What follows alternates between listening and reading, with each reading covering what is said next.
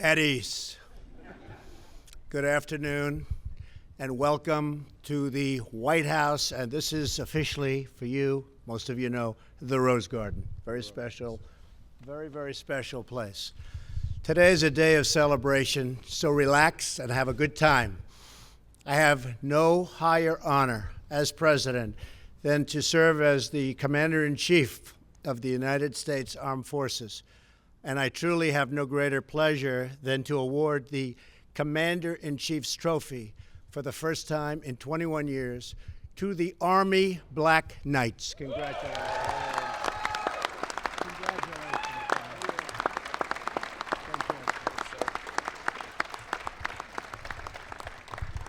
A special thanks to West Point Superintendent, Lieutenant General Bob Cashin. Where's Bob? Where's Bob? How do you like it, Bob? Bob Caslin, you remember our meeting, yes, sir. Right? I do. That was a good meeting, right? It was. It was great. But I'm glad you did what you did. Yes, sir. And you have done a fantastic job. Thank you, Bob. You made the right choice. Made the right choice with you. General, you're a great leader and a legendary institution that has been a source of pride and strength for our country for more than 2 centuries. I'd like to welcome 2 West Point grads serving in my administration who are here today to celebrate the Black Knights' history and really that historic victory. Secretary of the Army, Mark Esper. Where's Mark? Mark, how are you, Mark? Doing a great job. And a man that's gotten more publicity than me lately, our new Secretary of State, first in his class at West Point. Is that a true story? It is. Huh? Come on, tell me, is that true? He was first in his class, and he is who he is today because I was his TAC officer as well. That's right, sir. Mike Pompeo, and he's been busy. General, he's been very busy. He's been a busy guy. How's everything going? Good? I think better than people even understand, right? Good job, Mike. A warm welcome to Deputy Secretary of Defense, Patrick Shanahan. Patrick, thank you very much. Thank you, Patrick. As well as the Army Chief of Staff, a very special guy, General Mark Milley. Thank you. Thank you, General. Finally, and most importantly, welcome to Coach Jeff Monken. See, they say most important. Today is a very important day. He's a great coach, and the 2017 Commander-in-Chief Trophy winning team, the Army Black Knights. That really is something very special. Coach, thank you very much. What a job.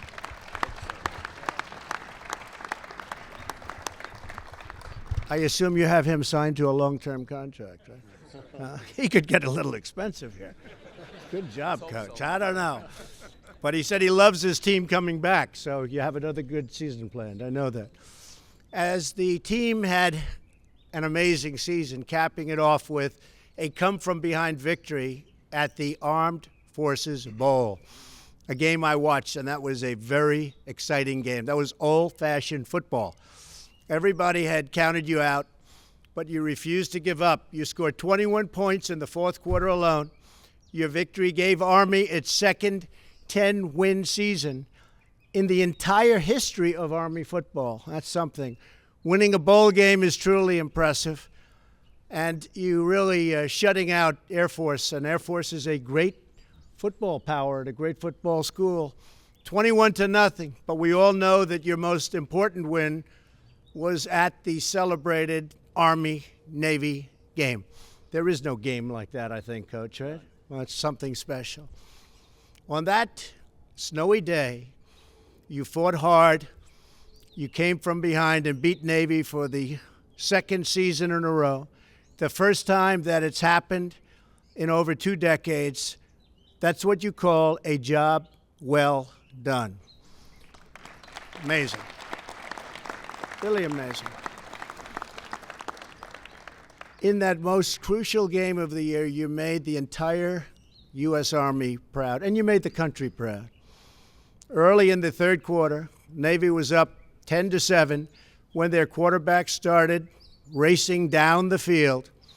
One of your team captains, John Voight, no relation to John Voight, He wouldn't be too good a football player, but he's good at other things, right? John Voight. Where's John? Come on over here, John. Big guy.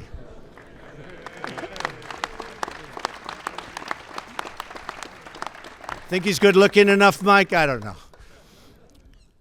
Well, so you went down and you stopped him with a shoestring tackle. What a play, John. So if he doesn't make that shoestring tackle, what happens, Coach? We probably don't win the game. You're probably not standing here right now, Coach. That's fantastic. Thank you, man. That was great. That stop saved the game for Army and put all of you in the record books. It's what it's done. You're in the record books. Incredible season. Then there's your great Army quarterback that we all know, co-captain Ahmad Bradshaw. Ahmad.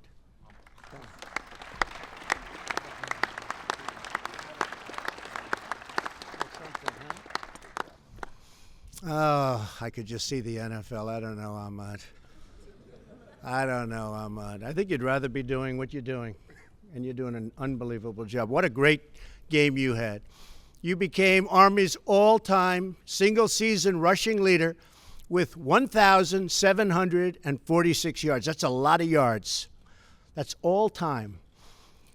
You didn't just break the Army record, Ahmad. You broke the rushing record for every single service academy ever. So that is a tremendous achievement. Thank you. And I understand that one of the toughest moments of the year came with only 2 games left in the season. I hate to bring this up, but we have to, Coach. When the University of North Texas scored a winning field goal in the last seconds of the game, the final score was a heartbreaking 52-49. Back in the locker room, Coach Monken looked every player, every single one of them, in the eye. And with great inspiration, he asked, do you want to win with me? Do you want to win with me? Right, Coach? I guess they said yes, right? They responded. Finally, the coach declared, we are not losing another game this year. We're going to outwork, outcoach, and outplay everyone. And that's what they did. And that's why you're at the Rose Garden of the White House right now, receiving this really incredible trophy, very meaningful trophy. Each of you is part of a great tradition of Army football, excellence that goes back many generations, and it's true excellence. Here today is one of the great examples of that tradition, a key member of the legendary 1958 team. Exactly 60 years ago, Army went totally undefeated. That's pretty good, General, right? Good team. I don't know. You think they could have beaten you guys? I don't know. They might have been smaller and not as fast.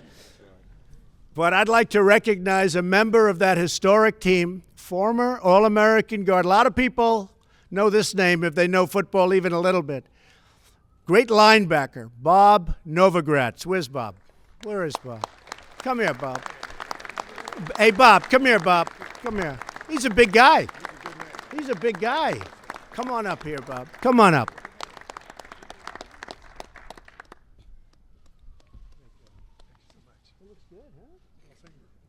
Still looks good.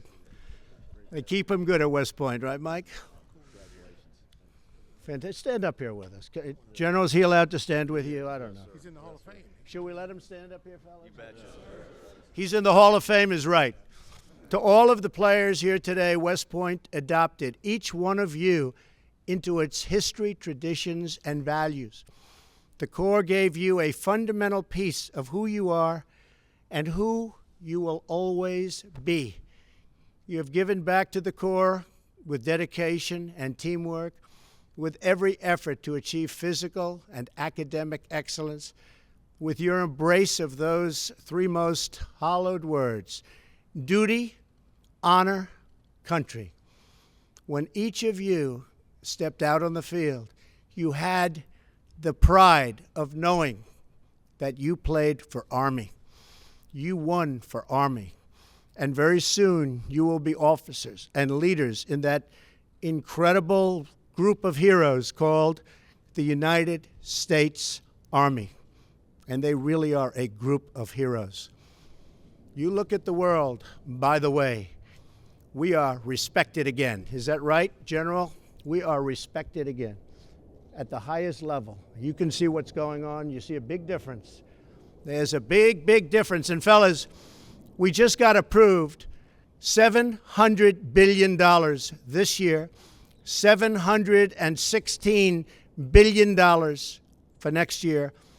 And that's for you and the armed forces. And we've never had that before. Stronger than ever before. That's what's happening, right? Is that a correct statement, General? I see there's one very happy general sitting right there. He's definitely an Army guy, too, isn't he? You were very happy with this game, weren't you, General? I know you well. The lessons you've learned on what General Douglas MacArthur called the fields of friendly strife, you will soon put into service for our nation. I know that each of you will serve with the same commitment, determination, and character that have earned you distinction on the gridiron. You will be courageous members of the long gray line that stretches back to the earliest days of our republic. You will be part of the 5 proud branches of the United States Armed Forces: Army, Navy, Marines, Air Force, and the Coast Guard. And we're actually thinking of a 6th, and that would be the Space Force. Does that make sense? The Space Force, General. You probably haven't even heard that. I'm just telling you now. This is perhaps because we're getting very big in space, both militarily and for other reasons. And we are seriously thinking of the Space Force. And you'll join the greatest force for peace and justice the world has ever known. You will keep us safe. You will keep us strong. You will keep us free. And thank you for your service, and go Army. I'll be watching you, Coach. I'll be watching you next year. I really believe that from what I'm hearing, this team could go on and have another incredible season. You are a special group of people, and it's an honor to have you at the White House. Thank you very much, Coach. Please say a few words.